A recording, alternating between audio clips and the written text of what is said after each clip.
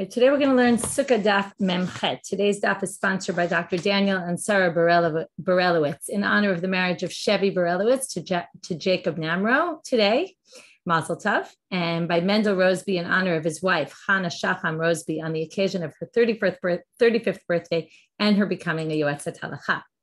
Mazel Tov also. And before we start, I just want to mention that next week, Bezrat Hashem, we're going to finish Masechet Sukkah, start Masechet Beitzah. And we have a special Sukkah Siyum on the go, Sukkah Arai Siyum, which is because of the timing and the busy time of year, it's harder to find a time to actually do a Siyum. So we're going to have a Siyum package that basically you're going to be able to listen to. If you're not yet on our mailing list or one of our WhatsApp groups, join them and we'll send out the whole package through the mailing list or the email list or the WhatsApp groups. The Siyum will have both the daf, which we're going to learn together, and actually finish the Siyum. Anyone who wants to join the Zoom, we'll be doing the Siyum kind of live on Zoom at 7:10 in the morning Israel time.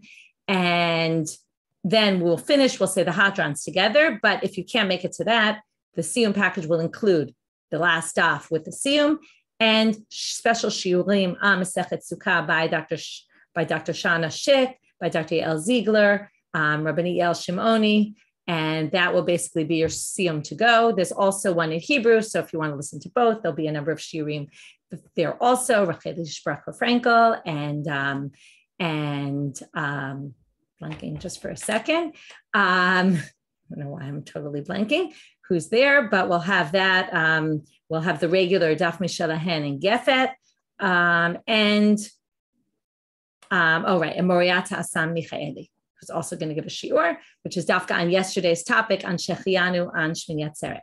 So there'll be lots to listen to on your own time while you're getting ready for Chag, whatever it is you're doing. So you'll have time to do it. Okay, we are going to start now at the bottom of Mem Zayin Amud Bet on that topic of Shechianu.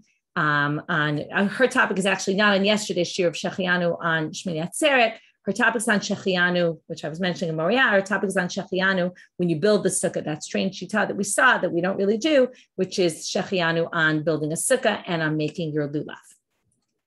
Okay, we're now going to finish up this topic of Shmini Atzeret. So we said the Shmini Atzeret is going to have bracha of Shechianu, according to Rabbi Yochanan. Rav Nachman held like him, even though Rav Sheshet did not. Rav Sheshet said no Shechianu on Shmini Atzeret. But the Gemara Paskins, we do say Shechianu, and they're going to bring a Braita to support Rav Nachman's approach. Tanya Kavatei Rav Nachman that we say Shechianu, Shmini, and it's a very famous Braita, Shmini Rega B'fnei Atzmo Li'inyan Pazal Keshav. Shmini Atzeret is its own holiday for 6 things. Pazar Kashav is an acronym for each of those 6 things. Now the Gemara is going to tell us what they are, although it's going to be a big debate about a bunch of these things, what really it means. So we have the word, but we don't necessarily know what the meaning of the word is. Right? Whenever you have an acronym, sometimes they kind of try to stick it into a word. Maybe they could have used a better word, but it kind of fit better with the Pazar Kashav. It has a nice ring to it. So we're going to now go through. Pei is Payis B'fnei Atzmo. They had a special lottery. Okay, what does that mean? They had their own special lottery. Remember, the Kohanim had lotteries for the jobs. We learned all about that in Masechet Yoma. Well, the way it worked, on the holidays, all the Kohanim would come for the holidays to the temple. There were 24 groups, mishmarot, of kiuna, that each would come twice a year, and on all the holidays. And how would they decide whose mishmar was in charge of what? So when it came to the 70 parim, the bull offerings, that we remember we said altogether there were 70. So each mishmar got to do a bull offering, and they would go in order, right? So they would, if you already got a job, then you would go out of the lottery. They would do that once, that covered the first 24. They would do it twice, that covered 48. And they would do it 3 times, and that would cover 72. Now, there's really only 70. So there would be 2 left over who wouldn't get a job a 3rd time, right? 1 mishmar. You would think that then when it comes time for Shmini Atzeret, only those 2 would vie for the bull offering because they were the only ones who hadn't gotten a 3rd chance to go. But no, Payis B'fnei Atzmo means we started a whole new, right? Everyone gets to go in and get an option to maybe be the ones chosen. And you don't just continue the Payis from the other one, from Sukkot. That's Payis B'fnei Atzmo. Zman b'fnei atzmo, that's a very easy one. That's Shechianu. And that's exactly our proof. Oh, look what you see here. You say Shechianu on Shmini Atzeret. Regel b'fnei atzmo, it's a holiday by itself. Okay, what does that mean? This is an interesting debate. So Rashi says Regel b'fnei atzmo means you don't sit in the sukkah and you don't drink lulav. I mean, Rashi doesn't say that, but obviously, right, it's got its own nature to the holiday. That's one way of reading it. Some people say it's referring to Lina, which we talked about yesterday, that has its own special requirement to stay overnight. Even if you, let's say, didn't bring a sacrifice, you'd have to stay overnight also on Shmini Atzeret. Some people say, and this is the most common, and this is used lahalacha, that if you're in Avelut, for example, so let's say you started Shiva before the holiday, so the holiday knocks out Shiva, and Shmini Atzeret knocks out Shloshim. It's like its own holiday for laws of mourning, okay? So that it has a status of it as if it's a whole holiday and it knocks out whatever stage you're up to. Korban, right, it would be Shloshim, really. Korban b'fnei atzmo, that's only, by the way, if you started the Shiva before. Okay, Korban b'fnei atzmo, right? Because if someone dies on the regel, you don't start the Shiva till after the holiday, then you wouldn't start it till after Shmini Atzeret. Korban b'fnei atzmo, it has its own sacrifice that we learned. It doesn't have the same number of bull offerings, and it doesn't have the same number of elim and fasim. Everything is different. It has its own special korban. Shira b'fnei atzmo, it doesn't have the same song that the Levites would sing here. Also, there's a bit of different opinions. And what exactly does it mean? It's not the same song. Every day of Sukkot had a different song. So some people say that all the songs on Chag Sukkot had to do with giving to the poor, which makes perfect sense because we're having the harvest. And when you harvest all your crops, you have to give to the poor. Shmini Atzeret has a different topic. It's not the same topic. Bracha b'fnei atzmo, this is one of two options. Either, again, like we saw before, you say Shmini Chag HaAtzeret and you don't say Chag Sukkot when it comes to davening and Birkat HaMazon and benching. Or Rashi points out that in the Tosefta, it sounds like it was this special bracha they have for the king that they would say on Shmini Atzeret. And it comes from Shlomo HaMelech. When he dedicated the temple, it says, and on the 8th day, Rashi quotes it here, Malachim Aleph Perek Chet, Bayom HaShmini Shilach et ha'am, he sent everybody home on the 8th day, Ve'yivarchu et HaMelech, and they gave a special bracha to the king. From here, they learned that on the 8th day of Sukkot, they would say a special bracha to the king. Okay, that's a bit of a strange interpretation, not something you would have expected, but some people say that that's the reason. And Tosfot quotes it as well. I mean, Tosfot quotes it from Rashi. I forget exactly what Tosfot himself says about it, but there's a bunch of debates about this. I might have not mentioned all of them, but I mentioned at least the main ones. New Mishnah. Hahalel v'hasimcha shmona ketzav. We haven't really finished with Shmini Atzeret because now we're going to say the chiddush of this is, right, if you remember, we had this whole list of Sukkah, Lulav, Arava, how many days you do each of them. Now we're going in depth into the ones that say Hallel and Simcha. You say Hallel all 8 days, and you have a mitzvah to be happy on the holiday all 8 days. We'll see from the Gemara or Breita, they're going to quote in the Gemara. What does it mean, Simcha here? It means the chiyuv to bring, you're supposed to bring sacrifices, peace offerings, korbanot shlamim, they're called shalmei simcha. You would bring them so that you had meat, sacrificial meat to eat on the holiday. So you would do this all 8 days. Ketzad, how would you do this? Or it's not really how, okay, the question we'll see is a little bit different. Milamed, shechayav adam b'halel u'v'simcha u'bechvod yom tov ha'acharon shel chag kish'ar yemot hachag.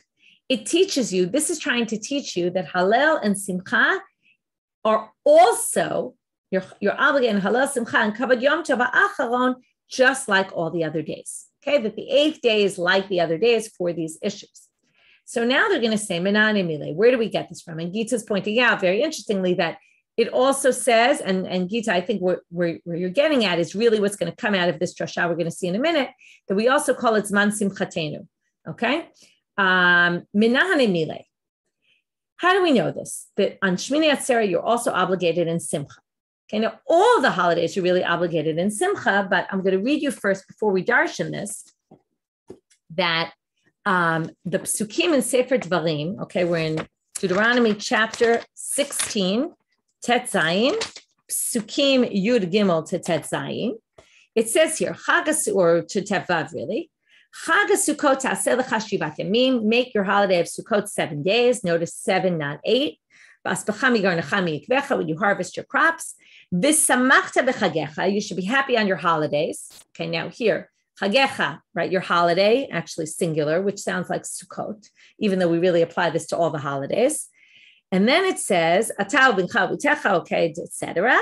The next pasuk says, Shiv'at yamim tachog l'Hashem Elokecha, celebrate for 7 days, b'makom asher yivchar, in the temple, ki yivarech Hashem Elokecha b'chol tfuatcha, because God blessed you with your harvest, u'b'chol ma'aseh yadecha, and all your hard work, v'hayita ach sameach, and you will be but happy. Okay, a few strange things about this. Number one, it says, v'hayita ach sameach.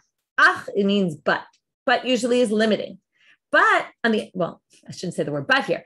On the other hand, you also have the mention of simcha twice. It said b'samachta b'chagecha in pasuk Yudalid, and in pasuk Tefat it said vayita ach sameach, which is unnecessary. Whenever you have something unnecessary, it's coming to include. So we're going to have one thing included and one thing excluded. The inclusion from the fact that it says vayita ach sameach and talks about simcha another time, and we're going to exclude something because it says ach, but, meaning we're limiting it. So that's going to be the subject of this Braita. What's limited and what's included. Ditanu Rabbanan. The Braita says, Vayita ach sameach, l'rabot leilei yom tov ha'acharon. What does this come to include? Shmini Atzeret, because notice, clearly wasn't mentioned in the verses. It kept saying 7 days, 7 days. So because of that, we're going to say it's to include an extra day. But then they say, oh, yom tov harishon. Maybe it's coming to include the first day. And you might say to me, first day. Of course, first day is included. But in fact, first day is not included for Shalmei Simcha. Why is that? Because when did you bring these korbanot? You would bring them on the first day, but when would you eat them? You would eat them after that. So the first night, you don't actually eat sacrificial meat. You're not makayim the mitzvah of simcha, which is funny because we always talk about the first day. It's so much more important, right? The first night to eat in the sukkah, right? If it rains, you try to wait till it stops raining. But yet this chiyuv of simcha, of coming from korbanot, you don't do, because when would you have to sacrifice the korban? We don't do korbanot at night. So you'd have to sacrifice it during the day before in order to eat it at night. When do we do that? We do it by Pesach, right? The whole Pesach sacrifice, right? We had a whole thing, right? Pesach Yudalid Chal B'Shabbat, that was all that happened this year, and we learned it this year. But in general, everything was done in Yudalid. On Erev Pesach, you would sacrifice the meat, and then you would sacrifice the animal and then eat the meat that night. So what they're trying to say is maybe there's a special mitzvah to actually, you think Shalmei Simcha, when do you bring them? You bring them on the holiday. Maybe you actually have to do the sacrifice on Erev Sukkot so that night you can have it.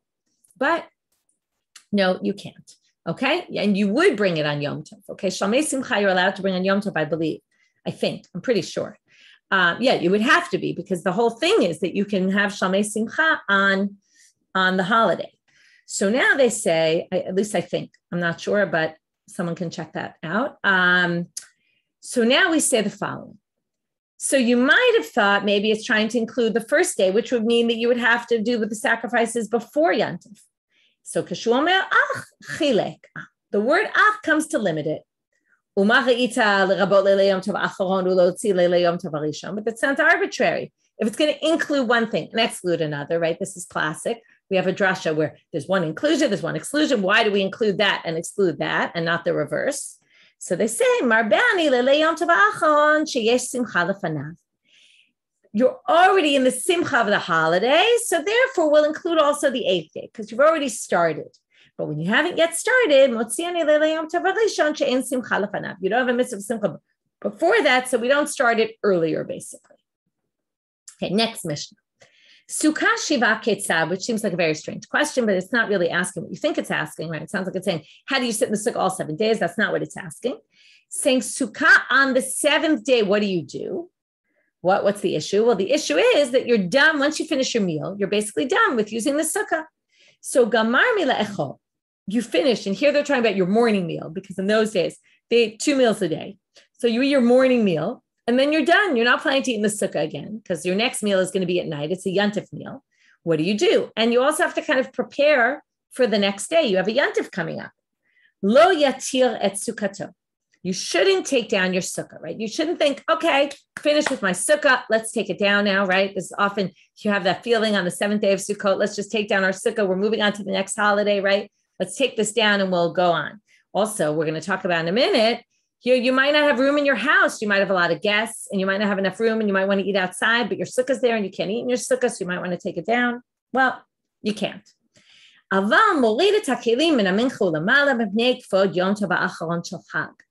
we do have to prepare for the upcoming holidays. So what do? You would basically, you would take your kelim out of your sukkah and bring them into your house, your chairs, your table, right? That you're allowed to do because you need to prepare for the next holiday. Thank you, Gita, for looking it up. Just to go back to the question I raised before. Gita looked it up and the Rambam says that you can bring Shalmei Simcha. You sacrifice them on Yantif, but not on Shabbat. Okay, so now,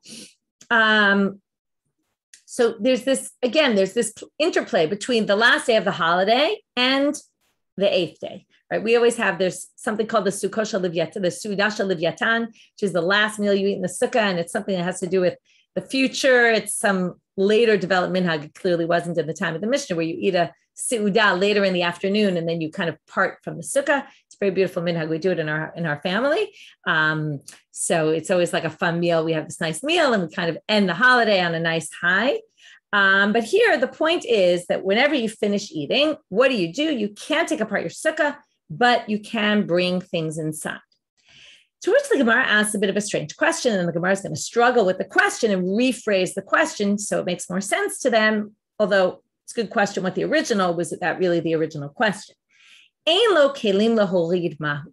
If you don't have utensils to bring into your house, what do? The simple reading of this question makes it sound like the Mishnah, the way they understood the Mishnah was not you can bring your utensils inside and prepare for the next holiday, but you have to bring utensils inside to prepare for the next holiday, which they say, what if you don't have? To which the Gemara says, what are you talking about? You don't have kelim in your sukkah. Ein lo kelim ela ki yishtamish b'ma yishtamish. So what did you sit on all week? When you sat in the sukkah, what did you eat on? You must have had a table. You must have had a chair. It can't possibly be you had nothing in your sukkah. Your sukkah would be nothing if you didn't have anything in it. So you must have had something to bring in. So that can't possibly be the question. Therefore, they say, Ela ein lo makom lahorid kelav mahu. And the way this question is understood is also a little bit different than the simple reading. Simple reading sounds like you don't have room in your house to bring your stuff inside. But what they really understand this question is to mean, what if you don't have enough space in your house to celebrate the next holiday? Let's say you have a lot of guests over, right? It's very common on Simchat Torah. People entertain a lot, right? Maybe not now, but let's say go back 2 years, right? Simchat Torah is a big holiday where people have a lot of guests, and it very often happens that you want to eat outside because, first of all, the weather's nice, depending on where you live, but certainly here the weather's nice. And if you don't have enough space in your house, you want to eat outside, but your outside is built, your sukkah's there. So what do? What do you do if you don't have space and you need the space outside for your upcoming holidays? So again, you have this conflict. On the one hand, we go back to yesterday's conflict of Shmini Atzeret and Chutz La'aretz, outside of Israel. You can't eat in the sukkah because you can't have 8 days. It's Baltosi, and right? It's a problem. What are you going to do? So they give 2 solutions. Rabbi Chia bar Rav, or some people say it's Rav Chia bar Ashi. They correct it, which is a bit difficult because Rabbi Chia bar Rav is from Israel. Rav Chia bar Ashi is from Bavel. We'll see in a minute why that's relevant. Amal pochet ba arba'a. Take off 4 tfachim wide of your schach and ruin your sukkah. In other words, you can't take down your sukkah, but you can passel your sukkah. Then you have a puzzle sukkah, that's no good, going back to the beginning of the Masechet. Now here, the Mepharshim asks, what do you mean? 3 tfachim, remember? 3 tfachim of airspace is enough. So some people say, well, maybe you filled it with schach, and then it would have to be 4. You filled it with puzzle schach, right? You took something that can't be schach and you covered it up, then it would need to be 4. Okay, why exactly it says 4? There's a debate, but we'll leave that aside. The main point he says is destroy your sukkah. Make it, something's wrong with it so that it's not a kosher sukkah. And then you can sit in it tomorrow, and then you have no problem. Rabbi Yosef ben Levi Amal, madlik ba'et hanel. Do you remember the sugya that you're not allowed to light a candle in your sukkah? And why? And we said it's only in a small sukkah you can't light a candle, in a big sukkah you could. Why can't you light candles in the sukkah? Because we saw a few reasons. Number 1, it could be dangerous, could light up on fire. Number 2, it has a bad smell because the oil they use, right, the kli cheres, the utensil, would end up being disgusting. It would look disgusting. So you would basically say that you're going to do something in your sukkah that you're not normally allowed to do in a sukkah, And that shows that I'm not using this sukkah for the purposes of a mitzvah, because if I was, I wouldn't have brought in the candle. So now they say, v'lo pligi, and there's really no machloka between them. They're each just offering solutions for different places. What does that mean? Halan halahu. One of them, namely Rabbi Yehoshua ben Levi, who lived in Israel, was speaking to the Babylonians. And this is why it's strange. If you change the nusach to Rav Chia bar Ashi, we're going to say that the person who was in Babylonia was talking to the people in Israel, and the person in Israel was talking to the Babylonians, which is a little bit strange. Some of the commentaries say, well, Rabbi Yehoshua ben Levi had students in Babylonia, and Rav Chia bar Ashi had students in Israel, and maybe that's why. So whichever way we look at it, even if there's maybe a bit of a historical issue here or a geographical issue here, but the main point is that Rabbi Yehoshua ben Levi says, you light a candle in Chutz La'aretz. Why? Because outside of Israel, you can't destroy your sukkah. Why not?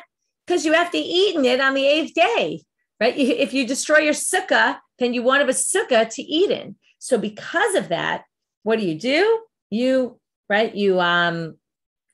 basically put a candle in instead of destroying your sukkah. You just do something the halacha you're not allowed to do in the sukkah, but you do it.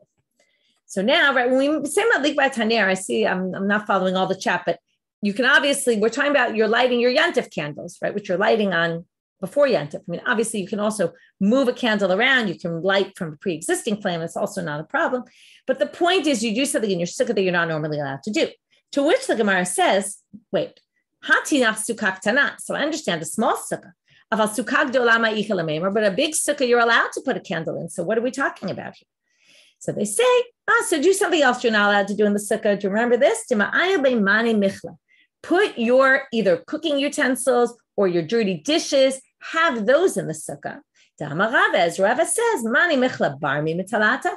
Those you're not allowed to put in the sukkah because you would never leave your dirty dishes on a table in your house, therefore not in your sukkah, or your pots and pans you wouldn't bring to the table. So, right, I'm embarrassed to say sometimes I do, but you wouldn't bring those to the table. And mani mishya bimitalata. And glasses, though, or cups, drinking cups, you're allowed to. So now, exactly, I wanted to point out what Tov is writing, which is, wait a minute, there's something very weird about this solution. Okay, there's a few things that are interesting here. Before I get to Tova's point, I want to actually point out something else, which is, number one, we have this issue now. We're going to say that in Chutz La'aretz, anywhere outside of Israel, if you want to sit in your sukkah on Shmini Atzeret, then you have to either light a candle in the sukkah, or if you have a big sukkah, then you have to bring your dirty dishes or your cooking utensils outside into the sukkah to show that I'm not doing this for the purpose of the mitzvah. So some of the Rishonim say, in fact, this is what you do on the 8th day of Sukkot. Even though we saw yesterday, what do you do, right? The 8th day of Shmini Atzeret, which is maybe the 7th day of Sukkot. So we said that you eat in the sukkah, but you don't make a bracha, and that's an indicator that you're not doing it for the purpose, right? You're not adding another day, and that resolves it. But now we see, well, not exactly. You also have to do something additional to show that you understand that this isn't supposed to be your sukkah. But what's the issue? The issue is that it didn't say that yesterday, right? It said, eat in the sukkah, don't make a bracha. That seemed to be indicator enough. But some people say, based on the sugya, it seems you also have to do something else different to show.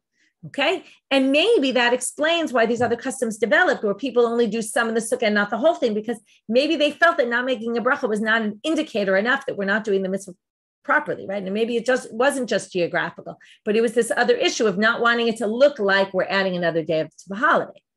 So some people say, la halacha, you have to do something to indicate I'm not really doing this for the mitzvah. And as I said, maybe that's why over the years it developed as I won't eat night, I'll only eat during the day, or we go in for Kiddush and we don't do the rest.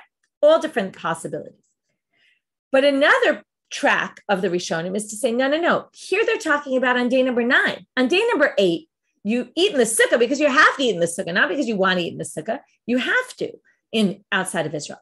And there, in order to make a distinction, so you make a bracha, but you sit, but you don't make a bracha. And that's fine. But on day number 9, if let's say you have guests on Simchas Torah and you want to invite people and you want to have a big meal in your sukkah, then you have to do one of the following things, okay, to make it look like you're not using it for the sukkah. That's number 1. Number 2, the conclusion of this Gemara becomes very strange because in the end, what happens here? We have a holiday meal, and in this holiday meal, we're bringing in a candle to a small sukkah, which we said was maybe one of the reasons is it's dangerous. You'd have to assume that this Gemara doesn't hold that the reason of the candle is it might burn up in flames, because then they wouldn't recommend you to do this on a different day. So it could be just the bad smell, but if it's a bad smell, what you're going to sit in have a holiday meal with a bad smell or with dirty dishes in front of you, it seems very odd. So I'm just going to raise that as Tova also asked this question. I also wanted to raise this as a question. It seems like a weird solution, right? Because you're going to end up doing something on a holiday where you want to have this nice festive meal, and you either have something smelling bad or looking bad or just something weird, right? You have your pots on the table, which is also not appropriate. Seems like a strange solution. But again, sometimes they're stuck and they have no other way to come up with a solution. So they need something. Next Mishnah. Nisu chamayim ketzad. How do you do the water libation? We're now getting into, right? We had the whole thing. How do you do the arava? How do you do the water libation? What's similar about arava and water libation? It's not mentioned anywhere in the Torah explicitly. So again, there's a bit of a debate. Is it halacha l'Moshe Sinai? Is it Yesod Nevi'im? We don't see this in the Gemara here, but it comes up in other places. Where does this come from? We're also going to see that the Stukim did not agree with this minhag. They didn't have a tradition about it, and they didn't think that this was a thing. And we're going to see an interesting story that happened and different versions of that story. So how do we do this? You would take a bowl of gold, or a jug of gold, which was a clay sharet. So when you put the water in, you would gather water from the shilach. It would automatically, the water would become sanctified. Then you would fill up 3 log. Remember, we saw the machloket yesterday. The rabbis had said 3 log. We didn't see that, but we saw Rabbi Yehuda who said only 1 log. You would fill up from the shilach. Okay, 1 log, just so you know, is about, or 3 log. I think I saw the 3 log is 8/10 of a liter. So about 3 or 4 cups of water. You would fill from the shilach. So first of all, I want to just say that Shuli Mishkin in Flashback this week wrote all about the shilach. Historically, what was the shilach? Why specifically the shilach? So people believed it had healing powers. They also did the para aduma from the shilach waters. The mechatat was brought from there. Also, I didn't mention in class, but the whole mitzvah of arava, it was the discussion of last week's Flashback. It was on Shabbat, and I forgot to mention it. But if you didn't read that, you can go back and read last week's, which is also very interesting about historically the whole ceremony of arava. Higiu l'shar hamayim. Okay, the shilach was on the southern side. So we're going to go back to our map.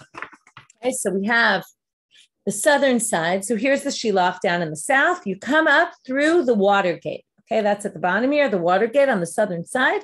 And notice that the water gate opens right up to the ramp of the altar. So it's the closest right there to the ramp. So we're going to go see now. I'll hold up the map while I'm teaching. Higiu l'shar hamayim. Now, why was it called the shar hamayim? So one of the reasons are because the nisu hamayim, the water for the libations, was brought through here. You remember the second reason? Because in the future, there's going to be a stream that's going to come out of the Kodesh Kodeshim. Remember, it's going to go up to his knees, then up to his waist. Remember, Yechezkel talks about this, and it's this whole description. And the water is going to go out through the Shar Hamayim, and that's why it's called the Shar Hamayim. So that's another reason. So now he gets to the Shar Hamayim, okay, who we're assuming a Kohen brings it from the Shilach, brings it through the Shar Hamayim, and Tak'u, V'hariu v'Tak'u, they have a big blowing of the shofar blasts. And then, or the trumpets, probably trumpets. Allah b'kevesh. So now, right there, he goes right in, up the ramp. And where are you supposed to turn? Remember, whenever you get to the altar, what do? All the pnio to yamina. You go to the right. Okay, so theoretically, he should go to the right. And he wants to get ultimately to the southwest corner. To get there, he'll have to go southeast, because that's to the right, and then all around and get to that corner. But that's not what the Mishnah says. He gets to the top of the kevesh, upanalis smolo, and he goes immediately left, and he's right where he wants to be. Okay, now if you look carefully, I'm going to show you. Sorry, I'm showing this wrong on the map. He should go to the right over here. He goes to the left over here. Sorry, it was flipped. My mirror image confused me. So, right, he should have gone around this way, but instead he goes right over here. He makes a left, and he goes. There's these 2 dots here. Can you see those 2 dots? Okay, that's going to be, one is more west and one is more east. We're going to talk about those 2 dots in a minute. That's going to be the main topic. Shnei sfalim shel kesef hayusham. There were 2 bowls. Okay, sefel is usually a mug, but they were more like bowls here, 2 small bowls that were made of silver. What was under the bowls? Well, we're going to see there was a hole in the bowl, And through that hole was a pipe, and it went all the way down through to the bottom of the Mizbeach, and it went and dumped out there into a drain. Okay, what were these for? Well, we'll see in a minute. Rabbi Yehuda Omer shel sid hayu. They were limestone, which Safrai in his book Mishnah Eretz Yisrael claims that they were stone. They were stone, like a white limestone type stone, but they were stone and not silver. Why stone? Why would that be significant? What's the main difference?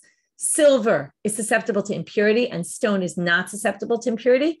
He claims that it's possible that what this is, that this was, Rabbi Yehuda was of the approach of one of the other, all these sects like Stukim were very careful about purity and impurity. And maybe this was an opinion of not the Stukim because they didn't believe in Nisuch HaMayim, but some other, or they did have Nisuch HaYayin, which we'll see. One of these was for Nisuch HaYayin, but maybe some other group that really was careful about purity and impurity and wanted to go to the extreme about it and said, we have to make sure that these never become impure and therefore make it with something that can't be susceptible to impurity.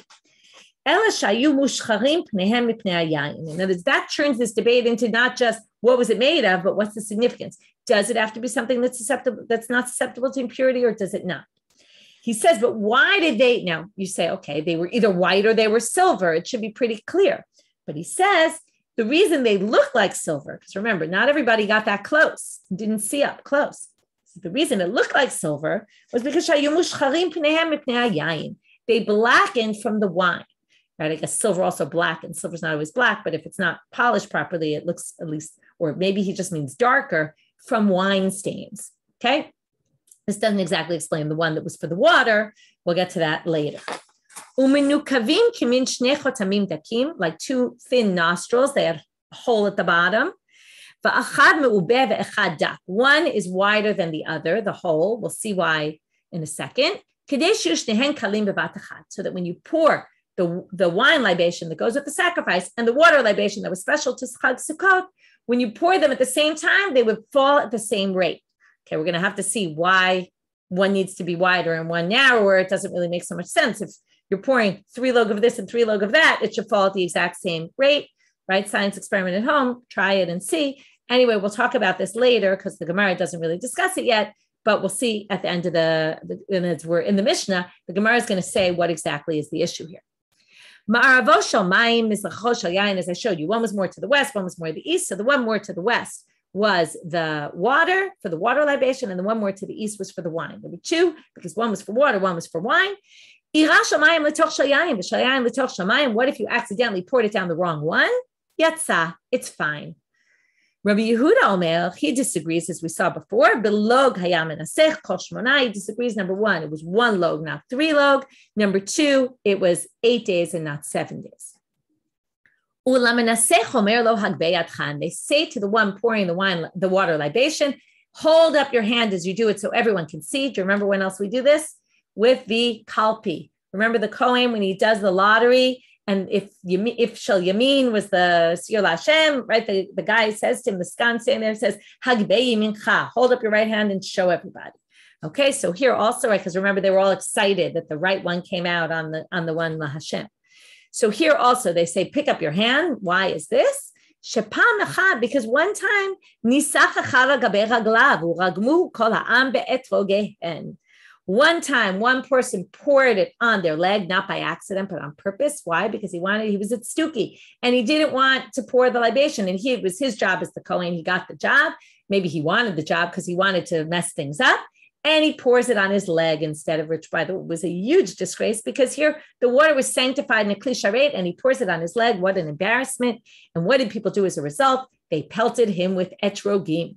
Okay, if we talk about, I'm trying to imagine the scene in the temple, right? You can imagine, let's go back to the miyada tinokot shomtim et halulave, right? Lulavehen, either the older people start grabbing the younger children's lulavim and etrogim. You can imagine like a whole fight ensuing. We saw the fighting of the people when they, all left their etrogim and lulavim before Shabbat, and then everyone started fighting about it. Right? We see all sorts of action with these etrogim and lulavim, where maybe the kids pull out their lulavim and start sword fighting each other, and then they eat their etrogim. And here we have people pelting with etrogim. By the way, there's another Gemara where they pelted someone with etrogim, which has nothing to do with the holiday. It was a case in Kiddushin, Ayin Gimel, where they have someone got up in Mechoza, and he said that Gerim can't marry mums, or Gerim, something about Gerim and Mamzerim, and there were a lot of converts in the city, and they started pelting him with etrogim. They didn't like what he said. So interesting that people use, right? You think about what's the good use of an etrog. Normally you think of etrog jam. That's about all you can really come up with, or maybe a spice, like a smelling thing. Some people even use on Yom Kippur. They put cloves in it and they smell it. But, I wouldn't have thought of pelting someone, when I didn't like what they did, but apparently that's what people did. So they pelted him with etrogim. Some people claim that they also pelted him with stones. And in fact, in Josephus, the story is told, and it's told a little bit differently. It's about Yanai HaMelech, and he was a Stuki, and it was more that he was doing, not about the Nisuch specifically, but he was doing, and he wasn't, they say he was the son of slaves, and he wasn't allowed to work. His yichus was bad. And then he brings in his Gentile officers, and they start killing people in the temple. And there's this huge, slaughtering going on, which is after the people started pelting him with etrogim. So that's a whole interesting story. And we'll see the story ends a little differently also at the end of our daf. We'll see another version of the story, and maybe we can compare a little bit about Josephus, who talks about that the end game, the worst thing that happened was people got murdered. In our Gemara, that's not what they're going to talk about. They don't even mention the murder, which is interesting if it really did happen. Again, whether these stories really happen or how they were told, how they happened, we never really know. It's done the exact same way on a weekday as it's on Shabbat as it's done on a weekday, except for one minor difference. This is like the Aravot, same issue. They had to prepare it from before Shabbat. You can't draw the water from the Shilach on Shabbat and bring it into the temple. So Hayam Erev Shabbat, they would fill it up on Erev Shabbat, but what's the problem? You can't put it in a Klei Sharet. What will happen? If you put it and you sanctify it, remember, there's a problem of Lina, not what we were talking about Lina yesterday, about you have to sleep overnight in Jerusalem. Here, there's a problem. If you sanctify something that day, it has to be used that day. If you leave it overnight, it becomes disqualified. So if they sanctified it before Shabbat, it would be disqualified by the next morning. So what would they do? They would be memaleh chavit shel zahav, a golden barrel, but she'ena mekudeshet, one that wasn't a klei sharet. Min hashilach uminicha b'lishkan, they would leave it in a special room, a chamber. Nishbecha nitgalta. What if it spilled or it was left open overnight? Remember, like water, they're worried can't leave water overnight and drink it because there was a concern that a snake would put its poison in it. So if you would do that, then hayam emaleh min hakiyur. If you had no choice, then you would use the water that was in the basin in the temple. If water or wine is left overnight and there's a concern that maybe a snake put its venom in it, you're not allowed to use that on the altar. Rashi says the problem is that you won't have the exact measurement anymore because the snake will presumably, I guess, drink a little of the water, put its venom in it, and now you're going to have 3 log that includes venom and not 3 log of water. Maybe that's the problem, or maybe it's just that we've said before that anything that you can't eat can't go on the altar, right? It has to be worthy for you to eat. If you can't eat it, then of course can't go on the altar, like non-kosher meat, let's say. We never put that on the altar. Likewise, water that you're not allowed to drink or wine that you're not allowed to drink because it was left open, you can't put on the altar. So now they say, where do we get this from? The idea, now it's not exactly clear what the question is. Some people say that they would blow the trumpets and make like a celebration out of it. So where do we get this from? These are psukim from Yeshayahu. We say it in Havdalah every week, that you take out water with happiness. So this is a reference, they claim, to what we're doing in the Nisuch HaMayim.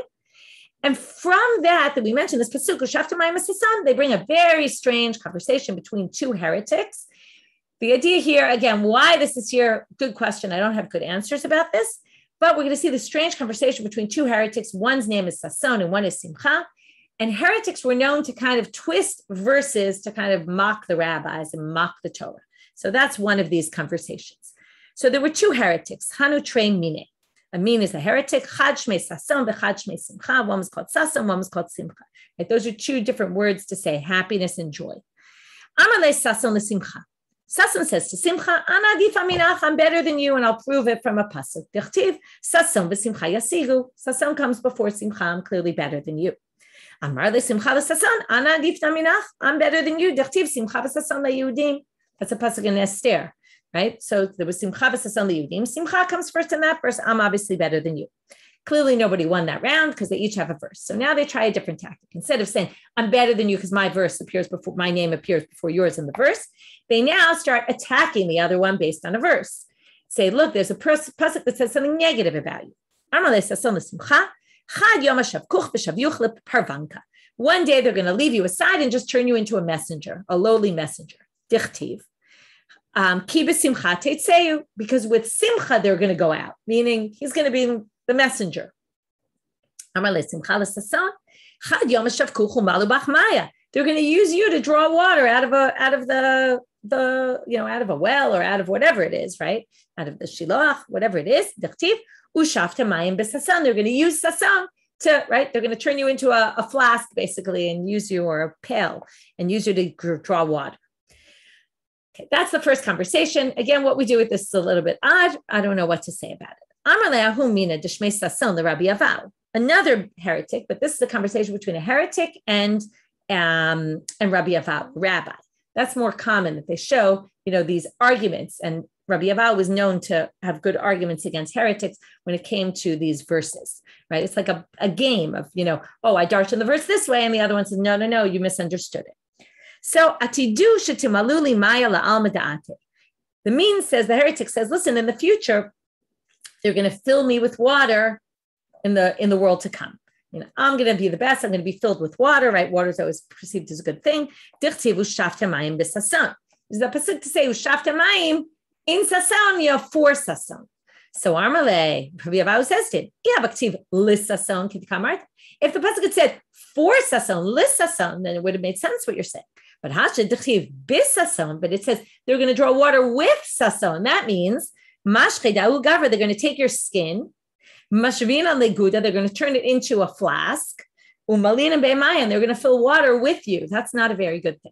So he basically says, you're trying to use the pasuk to prove you're great, and I'm going to show you you're nothing. Okay, next part. Okay, again, I'm going to put that aside because I don't know exactly how to relate to these stories. But you can see at least how they got there because of this sasan. And again, maybe it's the rabbi's way of showing heretics are on the outs and look what they do, and they destroy our Torah. Maybe it's connected also with the tzdukim, who only believed in Torah Shabbat Bichtav, and they didn't agree with our traditions, right? And the rabbis are reflecting our traditions of understanding what these verses mean. So now they say, Tanu Rabbanan, let's bring a brighter. Remember, we said you're always going to the right, so why all of a sudden to the left? Right? You go up to the right, and then you go all the way around, and then you end up on the left. And you go down the left side. Except for one who goes up for the following 3 things. You go to the left and you go immediately right back down the way you came, and you don't do a whole round. What are the 3? The olat ha'of was generally done on the southeastern corner. But if there was no room on the southeastern corner, and that's why, because you would have to throw you would take out the what's called the crop of the bird and the feathers, and you would throw it into the pile of the ashes, the Trumat HaDeshen, remember? The Deshen, the Makom HaDeshen. So that's where they would put the ashes. So they would also put it there, and that's closest to that corner. That's the southeast corner. But when there was no room on the southeast corner, you had to go to the southwest corner. Now, the southeast you would get to first, but if not, you went to the southwest, and then you turned left and went there immediately. So they explain that what's the reason for all these cases? Because if you walk around, what happens? There's a big fire in the middle. They were worried that the smoke would get in and would ruin the water. The wine might get into it, would ruin the bird. And because of that, they didn't want you walking around all the smoke. And therefore, they told you to go straight left. Back to the Mishnah. Rabbi Yehuda said they were really limestone, but they turn black. They look black. I understand the one with the wine got dirty from the wine, but but if you're just putting water in there, nothing should happen to it. So they say,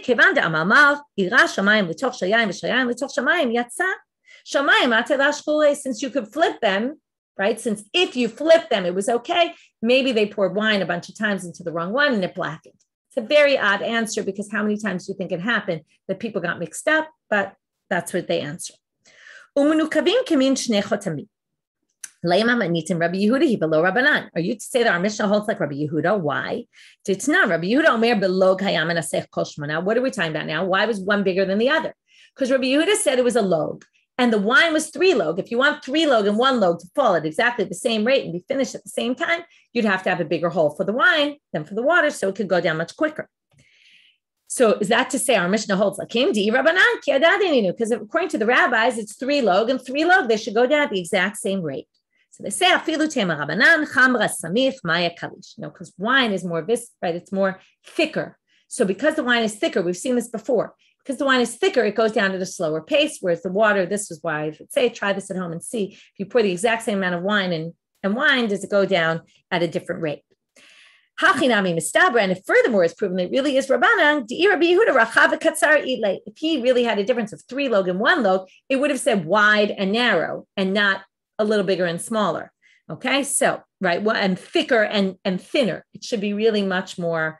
It should be much more. It should be wider and narrower rather than thick and thin. Okay, how do we know this? Tanya, and thank you, Topher, for pointing out that our wine is already diluted, so our wine wouldn't be good because their wine was much heavier because it wasn't diluted. That might explain it better. Rabbi Yehuda Omer, Shnei kasvaot hayusham. There were 2 different utensils, echad, right, which are the bowls. Echad shamayim, echad shel yayin, one wine, water. Shel yayin pia rachav, shel mayim pia katzal. Here, Rabbi Yehuda explains it in that language. He says if it was water, it was the one of water was wide, was narrower, and the one of wine was wider. So therefore, if it was really Rabbi Yehuda, it would have used different language. Okay, last part for today, Ma'aravo Shamayim, which is really getting to the story of the Tzdukim. Tanu Rabbanan Ma'aseh Tzduki Echad Shnisecha Gabe Raglav Uragmu Kol Am Be'etrogehem. That's the same thing. V'oto Hayom Nifgema Kerem HaMizbeach. Now, instead of saying like Josephus said, which is someone got, people got murdered because he brought in his thugs and they started killing people. Instead, it says Oto Yom Nifgema Kerem HaMizbeach. The corner, those corners of the altar got ruined.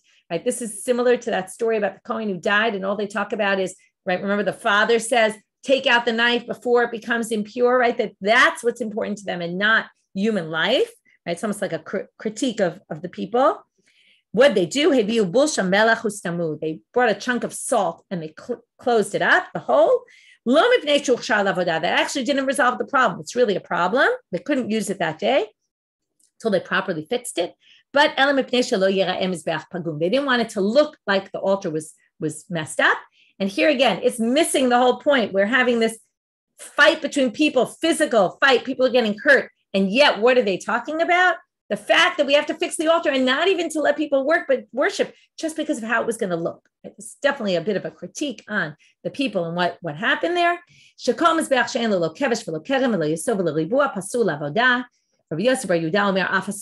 if it doesn't have any of these things are messed up, the ramp, the corner, the base, the fact, if it's not a square, it's disqualified. And Rabbi Yossi Bar Yehuda adds even the sovev, even the part that's in midway point, a little bit above the midway where people walk around, even that, if there's any problem with any of those parts, it's all no good. Okay, so I'll leave you with that thought about what this Gemara has to say about the people fighting and all that, and the issues, the tensions between the Tzdukim, the Sadducees and the Pharisees. And you can think about this and try to think about how we can better our society and think more about human life rather than, how things looked in the temple. Although maybe, they're trying to say there's also significance to that, but you have to keep things in perspective. Okay, have a great day, everyone.